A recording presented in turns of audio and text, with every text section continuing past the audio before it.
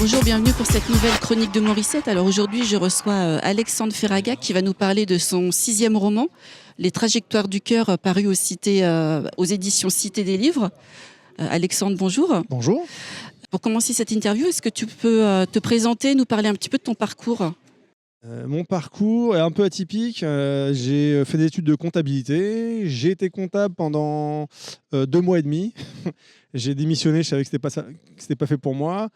Et mon vrai parcours, je l'ai fait plutôt dans le champ du handicap mental. J'ai été éducateur spécialisé pendant une douzaine d'années. J'ai aussi fait des boulots alimentaires. Voilà. Et c'est pendant cette période où je travaillais dans un magasin de linge de maison que j'ai été publié pour la première fois. Ça a un peu chamboulé ma vie. Donc je me suis consacré à l'écriture pendant une année et puis je suis retourné dans le milieu que j'affectionne, qui est le social. Et donc depuis 2015, je travaille dans un café associatif qui s'appelle L'Équipage à Boueuil. Voilà, ça c'est pour la partie professionnelle. Ensuite pour l'écriture, voilà, publié un peu par magie en 2014 chez Flammarion, après un concours de circonstances et de belles rencontres. Voilà, et donc depuis plus de 10 ans maintenant, j'ai la chance d'être publié en littérature adulte et en littérature jeunesse. Qu'est-ce qui t'a donné le goût de l'écriture ? Plusieurs choses. L'écriture est née chez moi par le désir d'évacuer le trop-plein, de non-dit. J'ai été vraiment introverti pendant longtemps, de par mon parcours, un parcours que je raconte dans 2 romans d'ailleurs. Et donc j'ai commencé à écrire de la poésie, des petits textes pour me faire du bien, pour vider les émotions, pour parler de ce qui me travaillait. Et ça c'était le premier mouvement, mais en vérité je crois que l'écriture est née avant ça, quand j'étais enfant, par le besoin de me créer des personnages pour remplacer une famille défaillante. Voilà. Des frères et sœurs qui ne jouaient pas leur rôle, des parents absents, et donc il fallait combler le réel par la fiction. Et je me suis inventé des copains d'abord, imaginaires, et je me crée tout un tas d'histoires dans lesquelles j'étais un frère. Voilà. Mais c'était dans ma tête tout ça, c'était pas à l'écrit. Mais quand je me suis mis à écrire, j'ai repensé à ce gamin qui s'était réfugié dans l'imaginaire pour pouvoir survivre à un environnement complexe, compliqué vraiment. Voilà, ça c'est la deuxième, la deuxième raison. Et la troisième, c'est parce que je suis admiratif. J'ai été longtemps admiratif d'un tas d'auteurs, d'un tas d'écrivains. Et en fait, le bien qu'ils me procuraient, vraiment, je dis ça dans un livre, c'est que vraiment la littérature, je crois que ça a modifié mes cellules même intérieurement. Ça a modifié quelque chose dans mon corps, dans mon esprit. Et je me suis dit que si ça avait un tel impact, un de mes rêves, ce serait d'écrire des mots et de pouvoir toucher au moins une personne avec des mots comme ça. Ce serait extraordinaire, quoi. Si les gens qui ne lisent pas pouvaient t'entendre. S'ils pouvaient découvrir vraiment cette joie, ce bonheur qu'on ressent à entendre ou à lire les mots des autres qui parlent pour nous, quoi. Parfois, y a des phrases, on se dit mais oh là là, mais qu'est-ce que j'aurais pu le dire, quoi. C'est exactement ce que je ressens mot pour mot. C'est d'une puissance incroyable. Et c'est vraiment ça aussi qui a été le moteur. Voilà, d'essayer de transmettre quelque chose. Alors, il faut avoir quelque chose à raconter aussi. Moi, j'ai la prétention d'avoir 2-3 trucs à raconter, notamment sur la famille ou sur le monde qui m'entoure. Ce roman s'ouvre en fait par le personnage principal de ton livre, donc, qui s'appelle Paolo, qui se rend donc au volant de sa voiture à un entretien professionnel. Et il aperçoit en fait sur le bord de la route un animal, un renard plus précisément. Et il va avoir le choix entre tracer sa route.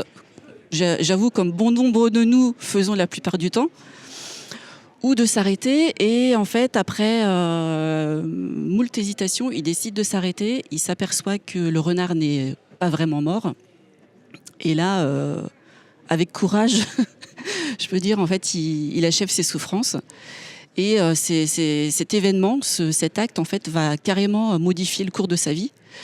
Est-ce que tu peux nous présenter ce personnage de Paolo et sans trop dévoiler le roman, nous expliquer en quoi cet événement va changer sa vie? Alors, c'est une scène fondatrice, vraiment. C'est le basculement de sa vie. Paolo, il est un peu perdu, on dit de lui qu'il est inadapté. C'est vrai qu'il est un peu en marge parce que dehors ça va trop vite pour lui. Il vient de vivre la séparation avec la maman de sa fille. Mais au-delà de ça, c'est vraiment le monde extérieur qui est hostile pour lui. Dès qu'il met le nez dehors, il se sent complètement en décalage. Il comprend pas trop les aspirations qui dominent le monde extérieur. Donc il se réfugie un peu dans sa tête, un peu beaucoup dans des discussions qu'il a avec son voisin. Et alors, ce renard, voilà, il le voit en train de mourir sur le bord de la route. Et il a le courage que moi, par exemple, je n'ai pas. Donc c'est formidable de rendre ces personnages courageux quand nous, on n'a pas ce même courage. Et donc il s'arrête d'un élan qui le dépasse, quoi. Il se dit, mais bon, je m'arrête. Je ne sais pas pourquoi, mais c'est l'instinct, il s'arrête. Et il attend quelques instants avant de sortir de la voiture. Et une fois qu'il s'est arrêté, il peut plus revenir en arrière. Donc il va au bout de son idée qu'il a eue, cette fulgurance de dire bon, je peux pas laisser ce renard sur le bord de la route. J'ai croisé son regard et je peux pas être comme tous les autres qui tracent leur route dans un rythme effréné pour des buts concrets, des buts valables et parfois des buts assez futiles. Et donc il s'arrête et ben, il abrège les souffrances de ce renard. Voilà. Pour lui, c'est insupportable de le voir souffrir. De le voir souffrir devant les autres en plus, et instantanément il se réhumanise. Alors il se réhumanise par l'intermédiaire de cet animal et de ses souffrances. Et donc il l'achève, non seulement il l'achève, il le récupère, il le met dans son coffre, et ensuite plus loin, ouais, c'est vrai. Il le met dans son congélateur. Voilà. On ne dévoile pas le reste du livre en disant ça. Mais... Et donc voilà, c'est un enchaînement de petits gestes, d'actes comme ça qui vont l'emmener vers d'autres chemins. Et ce renard va le hanter une bonne partie du temps. Et il va en faire quelque chose de cet acte. Voilà. C'est pas juste... une bonne action vis-à-vis de la nature, c'est pas une obole vis-à-vis de la nature, mais ça va vraiment modifier le cours de son existence et de sa relation aux autres. Est-ce qu'en fait c'est la société qui va trop vite, ou est-ce que c'est Paolo en fait qui peut-être n'est pas né à la bonne époque, parce qu'on a un peu cette impression-là en fait dans le roman? Alors ça pourrait être ça, effectivement, il pourrait être anachronique. Mais ce que je pense, moi, par exemple, des nouvelles technologies, j'entends souvent oui, il faut vivre avec son temps, sauf que ce n'est pas un temps humain, en fait. C'est un temps qu'on nous impose. Et le temps du numérique, le temps des réseaux, le temps de l'IA, ce n'est pas un temps humain. Donc, je ne sais pas s'il est anachronique. Je pense qu'il a juste préservé... une allure d'Homo sapiens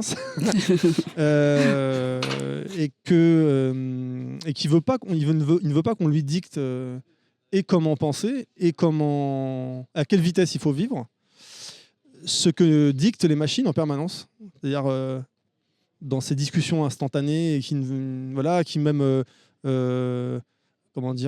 rendent le langage abscon, quoi. C'est-à-dire que les mots ne veulent plus rien dire parce qu'on les dévoie, on les utilise à tort et à travers. Et lui, à un moment donné, il dit que, par exemple, il ne s'engage pas dans une conversation s'il n'y a pas un peu de fond. Si c'est juste pour survoler des sujets ou rester sur l'écume des sujets, il n'y va pas, ça ne l'intéresse pas. Il veut vraiment il veut renouer avec des relations vraies. Alors bien sûr, il faut un peu de légèreté dans la vie, mais lui, il n'en est pas là parce que il veut plus d'ancrage, il veut plus de profondeur dans le lien. Mais force est de constater que il est en marge. Il est en marge parce que tout le monde a pris ce train-là en marche. Et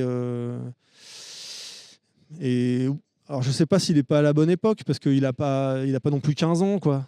Et en fait, quand on regarde l'avènement des nouvelles technologies, c'est pas si vieux. On a l'impression que l'expression avant,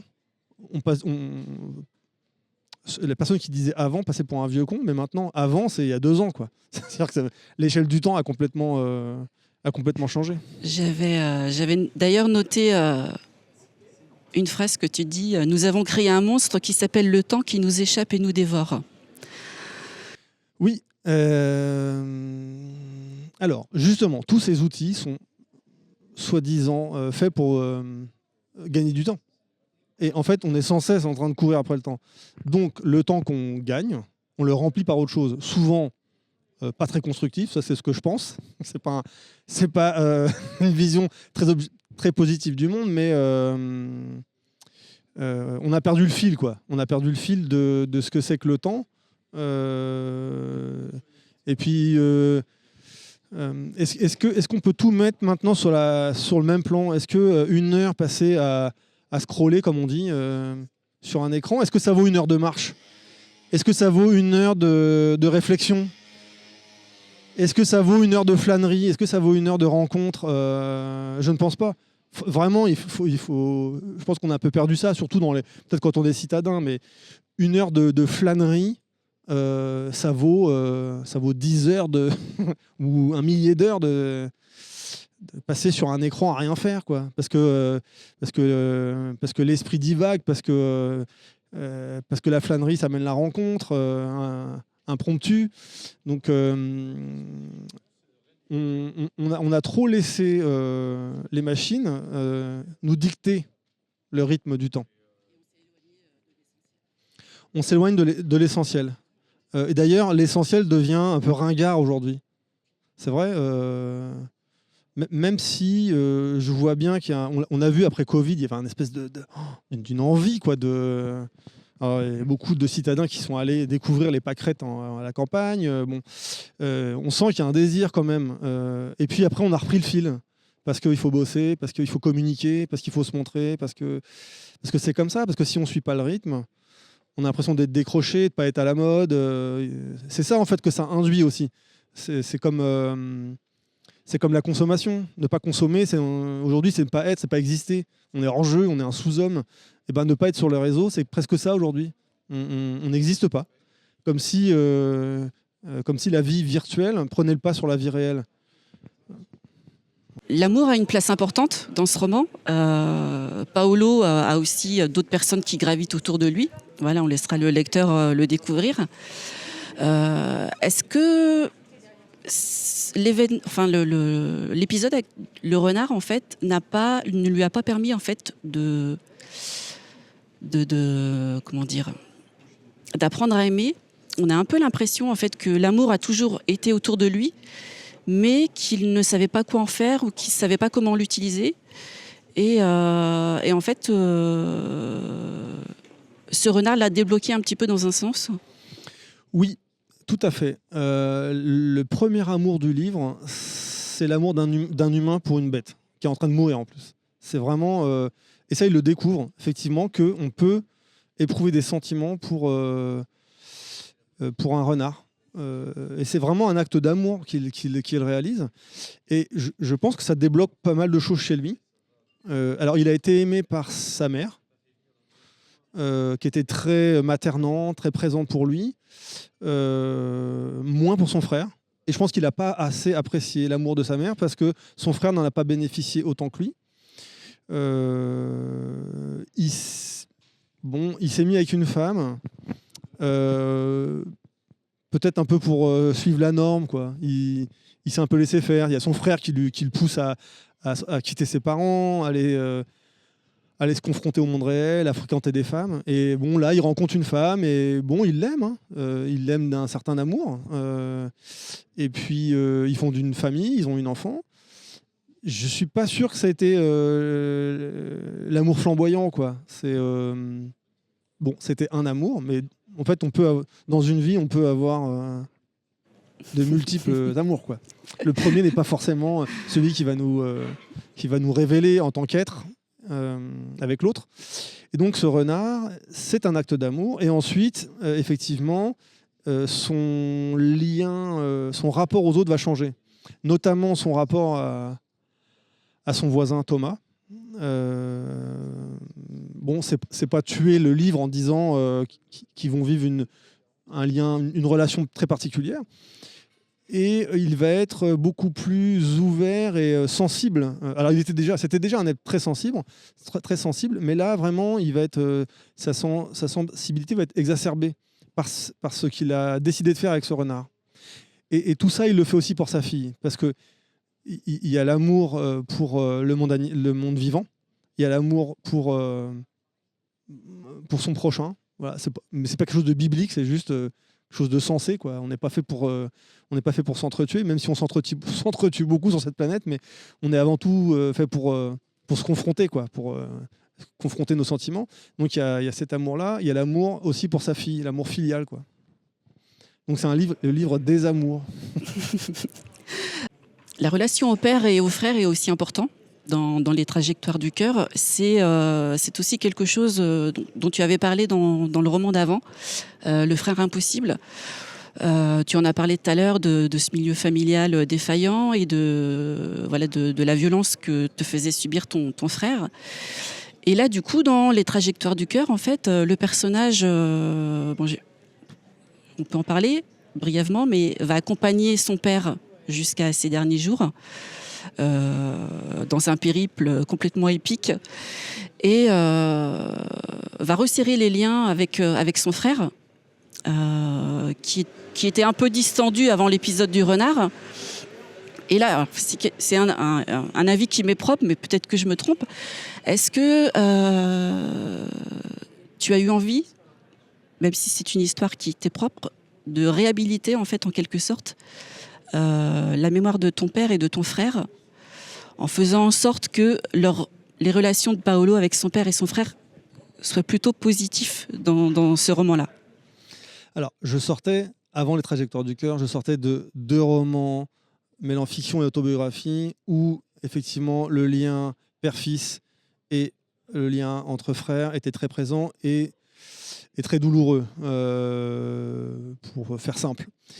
Et donc là, je voulais écrire dans ce roman une relation aussi entre 2 frères et avec un père. Alors c'est une thématique qui me travaille continuellement, mais là effectivement, je voulais une relation plus positive, plus jolie à raconter. Voilà ce que va vivre Paolo avec son père.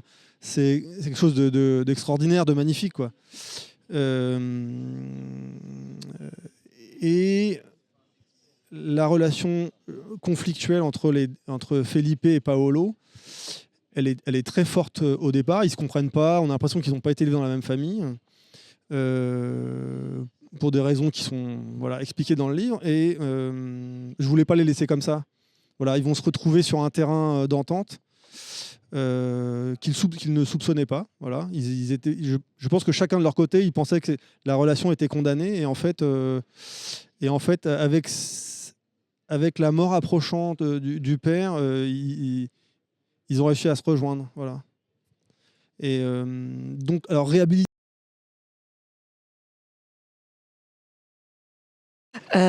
Alors pour terminer, est-ce que tu as des rencontres, des séances de dédicaces de prévues pour la promotion des trajectoires du cœur qui est sortie au mois d'octobre l'année dernière? Il est sorti au mois d'octobre 2024 dans une maison d'édition nantaise qui s'appelle Cité des Livres, comme tu l'as dit. Alors j'ai un salon du livre au Pèlerin au mois de mai. Également au mois de mai, j'ai un salon du côté de Bru. Un salon du livre du côté de Bru. Je lance un appel aux libraires nantais. Voilà, s'ils veulent bien m'inviter, je serais ravi de faire la tournée des libraires nantais. Voilà, sinon je suis aussi invité pour mes romans jeunesse sur deux salons en mai et en juin. Voilà. Eh ben, c'est très bien. Bah oui, c'est super. Donc je remonte la couverture, donc les trajectoires du cœur. Voilà, un roman qui pousse à la réflexion sur cette société, voilà, qui nous entoure, qui va vite et qui foncièrement, enfin pour ma part, nous donne envie de nous rapprocher de l'essentiel et de l'amour. Eh ben, Voilà. merci. Eh ben, je te remercie beaucoup, Alexandre. Merci à toi, Valérie.